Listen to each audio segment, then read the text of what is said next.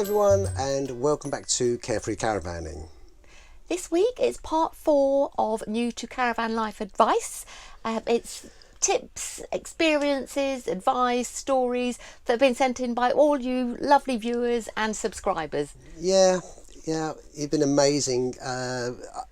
We must just say, if we don't call out your name or we don't share your tip, it's purely because at time of recording we have covered everybody, haven't we? I think so, yes. I believe we've covered everybody. So if you still if you're still emailing, so sorry if it's not in this one, but we'll see what we can do for the next time around. Yeah, right. So we're going to kick off with the lovely Colin Rimmer. Hi, Colin. Hi, Colin. Thank you so much for more tips from you, because Colin's been very helpful sending in his advice. And this one is regarding your towing mirrors. And he says, putting a strip of masking tape on your car mirror prior to fitting your towing mirrors will stop the rubber feet marking your painted mirror cases. Yeah. And he says that once you arrive on site, just remove the tape. And that just stops any... Great tip. Thanks for that, Colin. So well worth it. Very real. Great tip. Thank you very much for that one, Colin. Jonathan Dan. Yes. Hi, Jonathan. He says...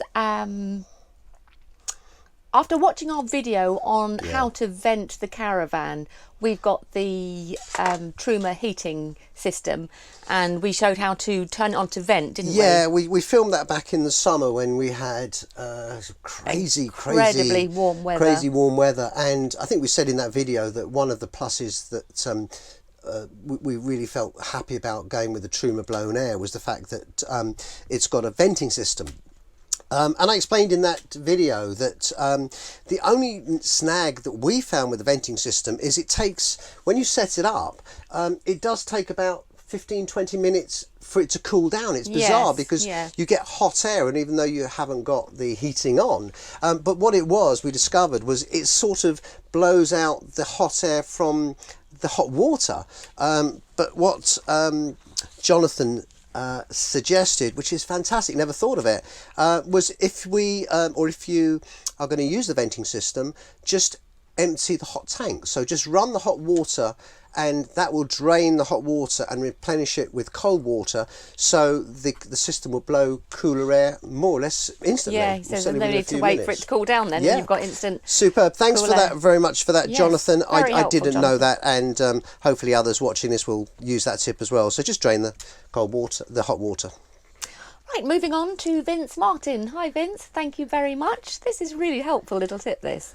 He says, instead of trying to remember if your gas bottles are new, part used or empty, get a set of red, yellow and green Velcro cable ties. Use the green tie around the handle of a full bottle. Change it to yellow when you start using it, and then to red when it's empty. The cable ties fit around the handle of the bottle and come off very easily. You no longer have to remember which bottle you've been using or which one needs replacing.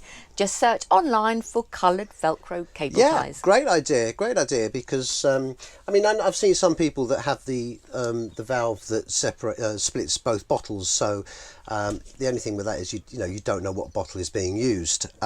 However, great tip if you're using really single useful tips. Yeah, just put a red. You're never quite sure which one is which. No.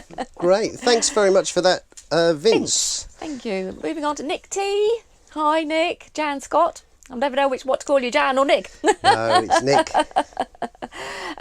We, in part 3 of New to Caravan Life Advice, we showed Rob Floyd's method of raising the waste pipes on unlevel ground using loft stilts. There was a lot of response on that, wasn't there? Yeah. Quite a few people went for that. Very interested in that. But Nick says, take a look at the collapse waste pipes. They can be supplied with raisers for the pipes to overcome the drainage problem. Well, we actually bought the collapse waste pipes. If you don't know what they are, the waste pipes are about that long, and they basically extend to a metre, and you get 4 in a pack. I think they were about... they're about £30. Now, I know you can get, or as Nick said, you can get the adjustable raisers for those. We didn't buy them, just never really thought about it. He says they are a real bonus really good. And with the pipe as well, it comes with a cleaning brush storage bag, and it's all very lightweight to store. Yeah. So you can get the razors with the collapse. I don't know if you can buy them separately. Maybe you can buy them separately. Perhaps you can let us know, Nick. Yeah, thanks for that, Nick. Appreciate that one. You. So have a look at collapse if you're thinking about raising the water pipe. John Woodhouse. Hello to you, John. He says, problem with the step outside the caravan door with it sinking into the ground. His answer to that is to use 40mm diameter plastic tubing, the like of which is used for internal or external domestic plumbing. Cut sections out of them to insert the legs of the steps into. This spreads the load, preventing any sinking into the grass or fine hard standing. It's very lightweight. Yeah. What's the word? Yeah, I don't know, but I know what you mean. Yeah, I mean we still use the piece of wood that we've used for the last few years, which works for us. But yeah, I mean it's a great idea.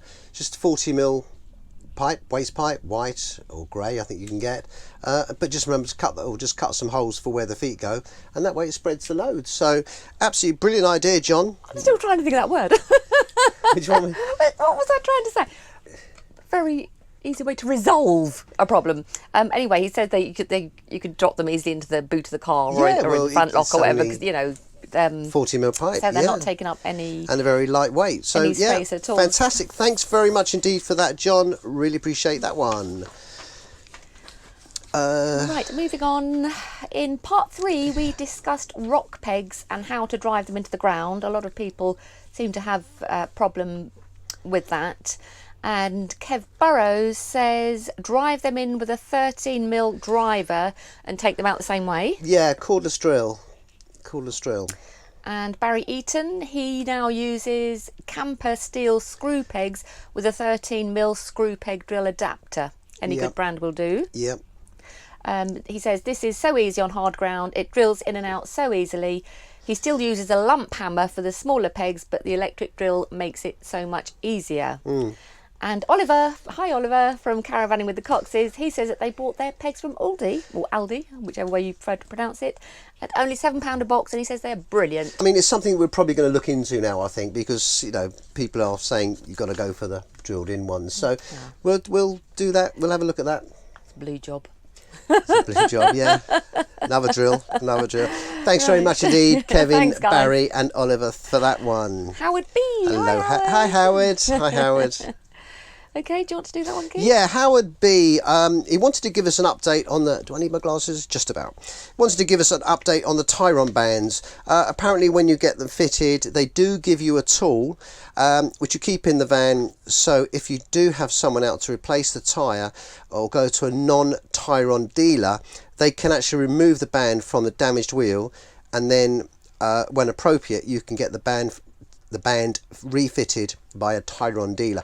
I didn't know that. As we said, we haven't got the Tyron bands, but I said in the earlier video that we thought the problem was that no other tyre fitter would touch them, but didn't know about the tool. Howard, thank you very, very much indeed for that, and hopefully it's put other people's minds at rest as well. Thank you, Howard. Now, moving on to Alex Tornqvist. I hope that's how I pronounce your name, Alex. Hello, Alex. Hi, thank you. Hi, Alex. Alex is from Sweden. He's actually sent us some lovely photos of his holidays and his caravan all across Europe. And they're on the can I just say page. we've got an update on this one, which I'll call out at the end, because that came in a few days ago. Yes. So I just wrote that down. Yeah, okay, so... Alex has toured Europe in his 31-year-old caravan for the last 4 summers, driving around 4,000 to 5,000 kilometres each holiday. His tip that he wants to share with you is if you have an older caravan, as he does, always have a small toolbox with you containing some pliers, screwdriver and other small tools, duct tape, electrical tape, zip ties, Velcro bands, fuses, cable connectors, light bulbs for inside and out, and he also has an extra water pump. Only a small cheap one that you can use until you can get a proper replacement if you do have a problem with yours. He says that most people starting out in the caravan lifestyle, holidaying, will probably buy a used caravan first. So it's really important that you've got all these things with you, just to see he said that they buy a used one Yeah. to see if they like the caravan lifestyle. Yeah. And then if they do and they find that it's good for them, then they sort of progress to Yeah. bigger and better and more expensive caravans. But definitely a great idea to carry all the... I mean, everyone should carry all of those anyway, shouldn't they? Yeah, I mean, you do need to have a toolkit, and certainly the essential things, because it's sod's law that if something's going to go wrong, it's going to go wrong at night. At night. When there's nowhere open and it's dark. And also remember a torch. I don't know if you said that, but Yeah, no, definitely a torch. absolute essential is make sure you buy a torch. You can get them for nothing at B&Q. They are so cheap, but you will need it. We needed it the other night. We needed it the other night. Our Change gas the bottle ran over. out and Yeah. it was pitch black. And you had to I just wanted to use the say as torch. well, Alex emailed us quite recently, which is why it's not on here, Yes. to say that when he was touring, was it last year? Yes, I believe Last so. year, covered a lot of kilometres, and their car broke down. It was the EGR, or the exhaust gas recirculation valve, but it had to be. The problem with cars nowadays is they're all computer. Everything's run by computers, and you need computers to diagnose the computers of the car. So the car had to be towed to the car, and the caravan had to be towed to a garage, and it was diagnosed, and then they got the caravan taken. Yeah, the site that they were staying at, campsite. they came to collect them and bring them back to the Absolutely site amazing. until their car was ready and Yeah. took them back to That collect wasn't the car. in the UK, but what No, it an was in amazing Europe. sight! You know, Yeah. just come out and collect the caravan Yes, for them. so And, it was a lovely story, as I was saying, and that's on the community page of our website. oh yeah, it's you want to take brilliant, a look at his brilliant photos. story. But why I wanted to say that about his breakdown was it didn't actually spoil their holiday, because they were on holiday and they got the car fixed while they were set up anyway. But just something I wanted to say is, if you are, because obviously these are tips for beginners really, is make sure if you are going to travel, even if it's not abroad, just in the UK, please make sure you have breakdown cover for the car and or the caravan. So if you do the Caravan Club, the Motorhome and Caravan Club, and all the others, they do it, but you can go direct, and it's something you really need, because if you think about it, if you're towing your caravan on the motorway, heavens forbid you broke down, what you're going to do? Okay, so at least if you've got a cover, you've got peace of mind. Green flag, RSC, AA, whatever. So it's definitely worth getting breakdown cover, which is why I wanted to put that piece in about from Yes. Alex. Alex, thank you so much for your very, very Thank you, detailed Alex. email. Thank you, really appreciate it. Greg Lewis is the next one. Hello, Greg. He loves hearing other caravanners' experiences and shared one of his own. With regard to the wheel nuts, we've said in an earlier one about when you go away, always just check the torque settings on your wheel nuts. He said, regard the wheel nuts, balance the wheels, fit shock absorbers, if not fitted, and then use Loctite blue on threads. It hasn't come off in 27 years, haven't come loose in 27 years. Yeah, it's a great idea, gives you peace of mind, and if you do use Loctite, it will stop the wheel nuts coming off. And then, I mean, you can get the wheel nuts off anyway. You just use your wheel wrench, and the Loctite will actually crack when you unloosen them. So yeah, great idea. So just a bit of once you put the wheel nuts on, a bit of Loctite, and that will stop them from coming off. Thanks very much indeed for that one, Greg. Great tip. Now, we had quite a distressing email from Dave and Joy. I'll just read it to you very quickly. We bought our dream caravan less than a year ago from a very reputable dealer. We had a small problem with the seals on the cheeks on the front and rear, so we asked the dealer to sort it out through the manufacturer's warranty. They said they would get in touch with the manufacturer to get it sorted. They got back to the manufacturer got back to the dealer and told them that under the terms of the manufacturer's warranty, it was void because it hadn't had its first year's service. Basically, what happened was the dealer had failed to service the caravan when they had it within the first year. Now, what's ironic is that Dave and Joy were told all about the importance of getting it serviced. Yeah, right. Well, From what I the understand, annual service. From what I understand on that is the dealership actually had the caravan on their premises, as in for sale, when the service due date was. Hopefully, that's what I just Yeah. got across. But they were told how important it was to keep up the annual service so as not to invalidate the warranty. I know. Right, so now Dave and Joy say now they've got a caravan with no manufacturer's warranty through no fault of their own. They were in discussions with the dealer at that time on how to rectify the situation, which it was shocking to have to go through that. It was. But, you know, they spent a lot of money. They'd part exchanged an old caravan, so they had that money, and then they put money towards it as well. They thought they had peace of mind, didn't they? Yeah, they did. But anyway, we have since heard back from them. It's been happily resolved. Had correspondence going backwards and forwards, and the dealership have now agreed that they would honour the warranty. With no conditions attached. Absolutely no conditions. And they will also give them a goodwill voucher of £500 to spend in the dealership shop. So they're really happy with that outcome. Yeah. They just wanted to share that story with us, and they wanted us to share that with you, just as a warning to other people. Yeah. So on that note, wouldn't it be nice if dealerships sent us a reminder?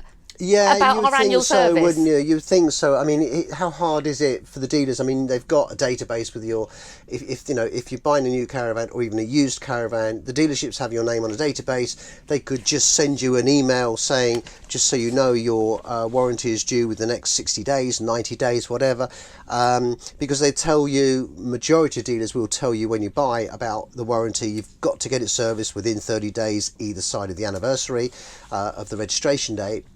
And yes, you think they would just sort of contact you, but they don't.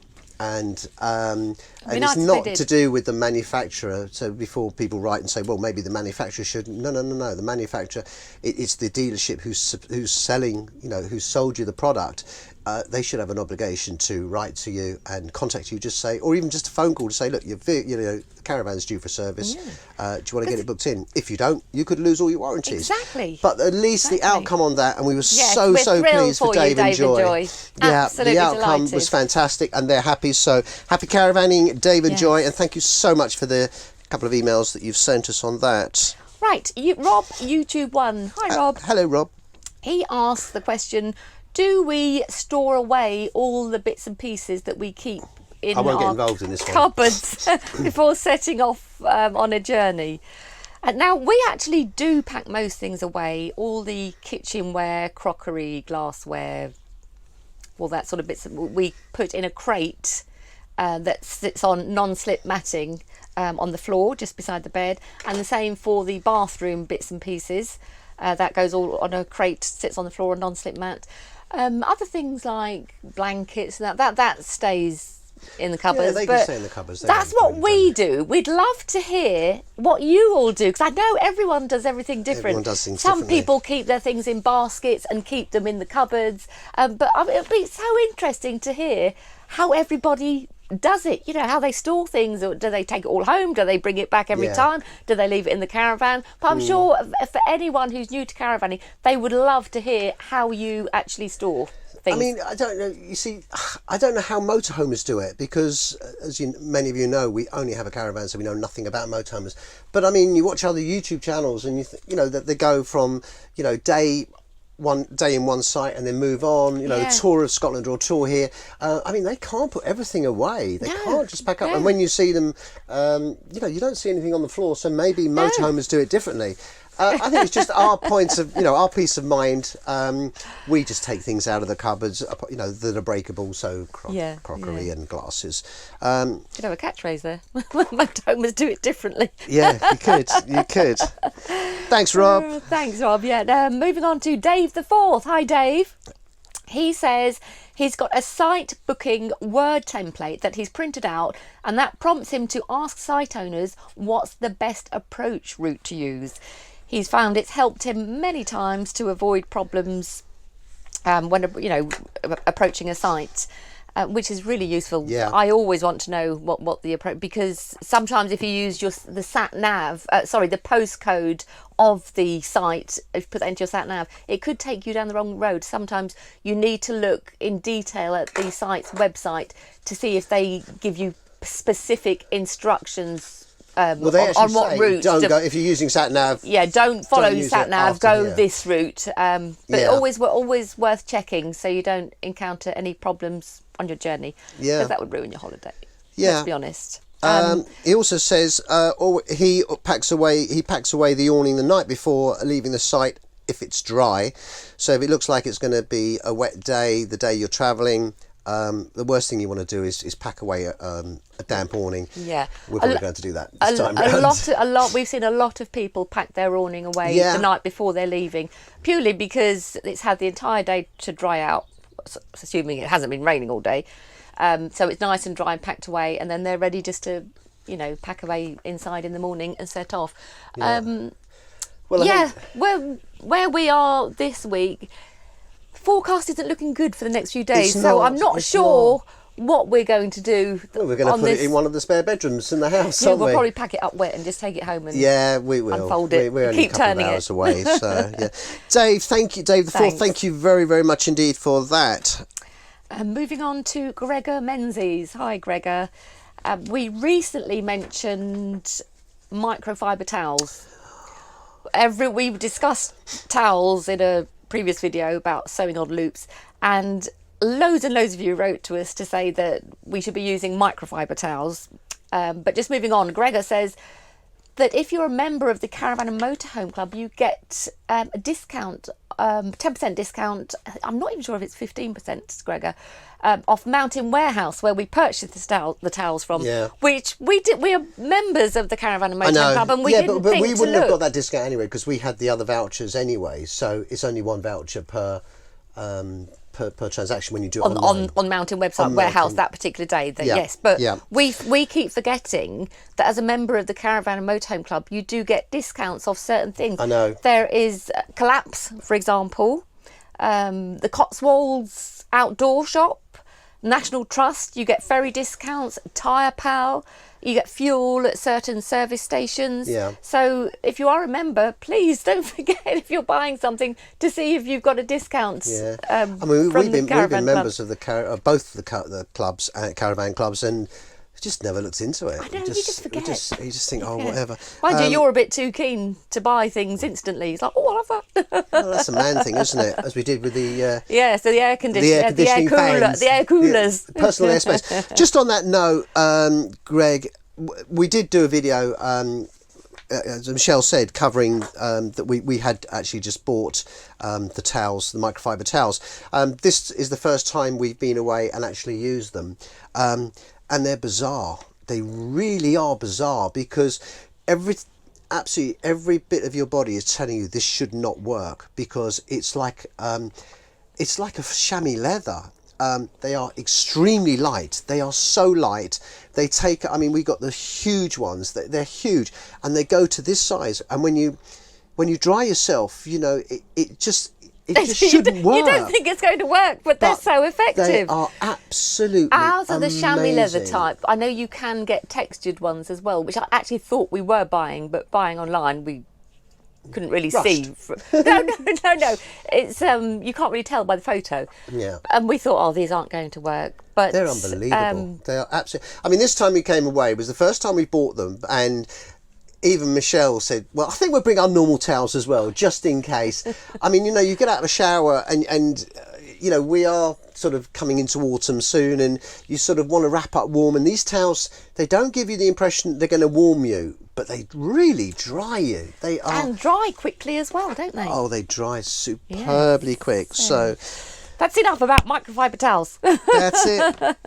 Right, Sylvia and Paul emailed to say their tip is always turn on the master switch in the caravan after hooking up to the car, then put the fridge onto battery, and this will start cooling the fridge when you are driving to your site. Absolutely. Excellent advice. Nothing to add to that. 100% agree. Sam and Grace on the email. Never leave the keys for your security locks, i.e. the wheel and hitch locks, in the caravan when on site. That's so true. That is so true. There was a video out, I can't remember who it was. Basically, the keys for your locks should never meet. So if your locks are on the caravan, the keys have got to be somewhere else, because if you go out for the day and you've got all the locks on the caravan, be it the Alco lock or the hitch lock or the wheel, whatever, and you're out for the day, having a lovely day out, and someone, heavens forbid, broke into the caravan, found all the keys, it's Christmas for them. They just got the keys, they can unlock them, and away they go. And we've heard people who have, you know, oh yeah, we always leave the keys up there. No, make sure you take the keys with the locks, for the locks with you when you go away. Good advice, Sam and Grace, thank you. Fantastic, great one. And Carol Austin, hi Carol. Hello, Carol. She sent us her favourite tip, and it's always keep your toaster in a foil tray. It keeps all the crumbs together and your cupboard clean. A great tip, Carol. I think we all know about the crumbs in the bottom of a toaster. Every time you pick it up, you get a load of crumbs falling out, don't you? So keeping it in the little foil tray is really useful. So thank you for that, Carol. Thanks very much for that. We shall be implementing that. Thank you, Carol. Ken on the email, when the caravan is unhitched, never enter the caravan. Okay, so if the caravan is unhitched, away from the car, you never enter the caravan without at least one steady at the back down. Because obviously if it's unhitched, you'll have the jockey wheel down, but if you go to the back of the caravan could actually go down. So always put at least one steady down at the back of the caravan before you go into it. And if you use the electric screwdriver, electric drill, it takes no time whatsoever. Fantastic tip, Ken. Superb. Thank you very much indeed for that, Ken. Laurence Brina, hi Laurence. Thank you so much for emailing. Once hitched up, make sure you put the motor mover handset in the car so it's readily accessible when you arrive on site should you need it. Great advice again. Yeah, we do that. So very much, thank you very much indeed, Laurence, for that one. The Russell family. When you first arrive at site and turn on the gas, always remember to light the hob first, all the rings on the hob. This ensures that the gas is coming through. You can then turn on the heating and hot water. Yep, superb tip. Very, very true. Yes, very true. It took us a long time to work that one out, but yeah, put the gas on the hob before you put your central heating on, whether it's the Truma or the Aldi or Alda central heating, because if you don't, and the heating system, be it hot water, whatever, is set to gas, it's going to come up with an error code and stress you out. So before you put the central heating on, just make sure you've got the gas coming through on the hob, all four rings, and then you happy holidays. Fantastic. Thank you very much indeed for that, the Russell family. Phil Ashmore. Now, he's curious about the Truma blown air system. He wants to know, is it noisy in the caravan? Yeah. Again, we covered this in a video some time ago, and we just want to reassure you. The blown air, you've got settings between fan speeds between 1 and 10, and you've also got eco as well. When you've got the blown air on, it's really not loud. It's really not. It's no different to blown air in your car or air conditioning in your car. If you've got it on low, you don't hear it. I mean, you just don't hear it. If you put the fan speed up to 8 or 9 or 10, which is going to be boost, of course you're going to hear it. It's going to be loud. It's not going to drown, deafen you, but you'd only have it on there. It's like any heater. The higher speed you put it on, the noisier it's going to get. But it's not noisy. It's not noisy. I mean, and it's so effective. You don't need it on high for very long. No. And it warms up immediately. It does. It does. I mean, instant. In the icy conditions at the beginning of the year, when we came out in the caravan for the first time, it's about 7 to 10 minutes before you've got warm air coming through the caravan. Okay, that's not instant, but it's quick. Yeah, but once it's set up, it's instant. I mean, once, if you've got it on low and you think, oh, it's getting a bit chilly, or you've got it on off and you think, oh, it's getting chilly, you turn it on, and as Michelle said, it is instant, isn't it? Yeah, it's brilliant. It's brilliant. And you can block some of them, can't you? Yeah, so if you want to get more heat at the rear of the caravan, you can. Yeah, we can have turn the butterfly. We've got the front ones which we can turn. We can block off so the heat is directed to the back of the caravan. To give you an idea, we sleep with the heating on at night. When it is cold, we sleep with the heating on.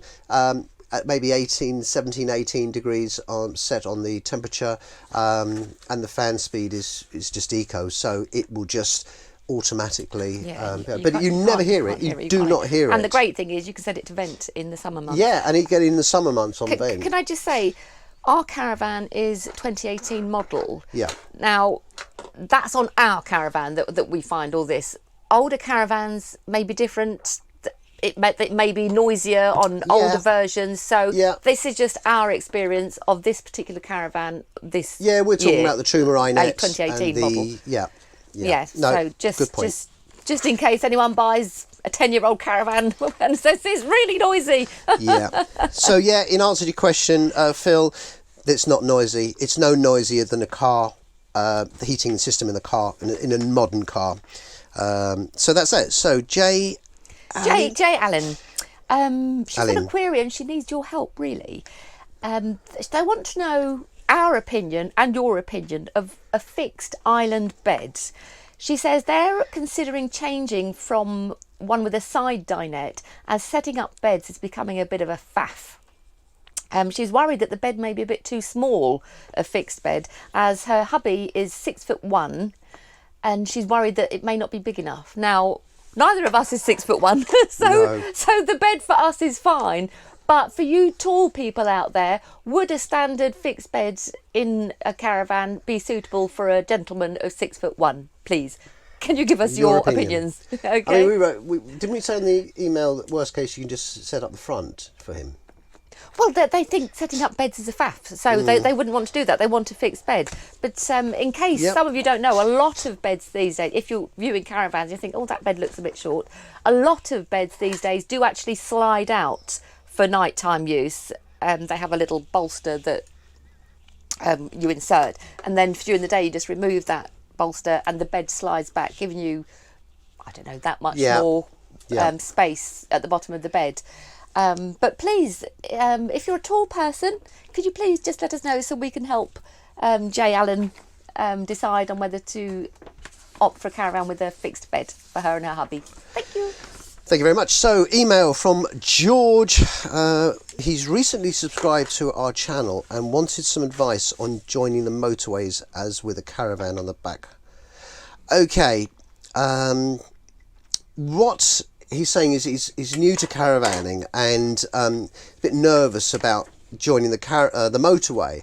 He's worried that on a slip road he won't have enough speed to gather enough speed when towing to join the motorway, and he's worried about not being a gap. So what we said to George is, first of all, don't be afraid to use all of the slip road. So when you come onto the slip road, as you're just about to join the motorway, you have all of that slip road to use. So don't think you've got to, as soon as you get onto, you come up to the motorway, you've got to get onto the motorway. You don't. You've got the whole of the slip road to actually use and get your speed up.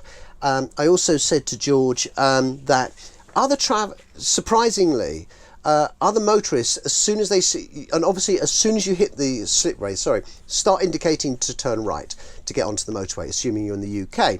But surprisingly, other motorists do, and they will actually move into the centre lane if they see you coming down. So you'll be surprised. So just get your speed up, use the whole of the slipway if you need to. You are allowed to.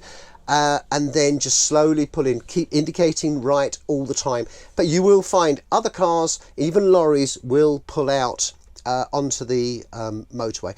If you find a lorry does do that, it's courtesy once they've overtaken you, totally overtaken you, just to flash your lights to let them know that they can actually pull back in front of you. That's a courtesy, and they'll probably just flash their lights to thank you for that. Okay, hope that's helped, George. Right, Jamie, on the email, he says when buying a used caravan, he would like to stress the importance of not being put off by the seller while the buyer has a full visual look round. He said it's really important to take your time to inspect every inch of the caravan, inside and outside and underneath. He can't stress enough about making sure all the service paperwork is up to date. He recently purchased a used caravan and he's found a small soft area under the front window where the seal has got a split in it, reading approximately 38% on a damp meter. Fortunately, he's had a specialist in to see it and it's not going to be a problem and it is resolvable. But he just wants to share this experience with other caravanners, other people thinking about buying a used caravan. Take your time, inspect every inch of it inside and out, just to make sure that everything is satisfactory. Yeah, I mean, there's the golden rule that we'd say to people when they're contacting us and saying we're going to buy a caravan, we're going to buy a used caravan, or we've just seen this used caravan from so-and-so or so-and-so, not a dealer. And our thing that we say every single time we respond, we always say, make sure you buy with your head, not your heart. Because you're going to fall in love with it. If it's new to you, you are going to fall in love with the caravan, and you won't see things that you should be looking at, you know. So your heart's going to be pounding away because of the excitement. Oh my God, it's going to be our new home, second home. Yeah, and you're picturing yourself in the caravan going on holiday. You've got to try and just calm it down and just think, okay, not my heart, my head. Think about it, because as soon as you pay the money, if you've paid the money, if it's from if it's a second hand and from a private sale, you've got no comeback whatsoever. Absolutely none, zero. So, you take it away, that's bought as seen. So with a dealership, you do have a comeback. Yes, you may spend another £1,000 or £1,500 more, but you've got peace of mind. Now, I'm not saying you've got to go to a dealer, but if you are going to go privately, I think we would have to say that if you're going to spend in excess of maybe £2,000, £3,000, £4,000 plus, I would say, you know what, it's probably worth investing in someone to come along with you who knows what they're looking at. Get a specialist to come and give you a second opinion. What's it going to cost you? £100, but if you're spending £2,000 or £3,000 or £10,000, £100 is nothing just to get a second opinion, and he'll come along and do the work do the things that, because he's not buying it, he'll be looking for the problems. Yes, and rust underneath and things like that. Absolutely. So superb. Right, finally. Have we gone on again? We've gone on long enough again. On a lighter note, Tom Dickinson emailed us or messaged us to say that after watching our video on the Plassey Holiday Park in North Wales, Tom wrote, say, Keith, I've just checked and those shorts that you're wearing are actually illegal. I advise you to drop them off at the local police station for immediate destruction. You're welcome. Thank you so much for that. Thank you very much indeed. We really appreciate that. Yeah, thanks for that, Tom. Any more fashion advice, I'll email you directly. Michelle buys my clothes anyway, so I don't get a choice. I don't get a choice of what clothes to wear. Michelle just buys them and puts them out as well. He's hopeless. Thank you very, very, very much indeed for watching. As we've said in all of the videos on this topic, these are not our tips. These are tips that you guys have basically told us about and asked us to share with everybody else out there. It's not just tips, it's people's experiences, people's stories, and hopefully it's going to help lots of other people. So thank you for sending them to us, allowing us to share them with everybody else. Thank you very, very much indeed for watching. Please feel free to subscribe. There'll be a caravan over my left shoulder. Don't forget to click the notification button. That way you'll get notified when we upload a new video. And I think on that note, from both Michelle and I, thank you so very much indeed. Yes, thank you for watching. Hope you've enjoyed it, and we'll see you next time. Thank you very much indeed. Bye. Bye-bye now. Bye-bye.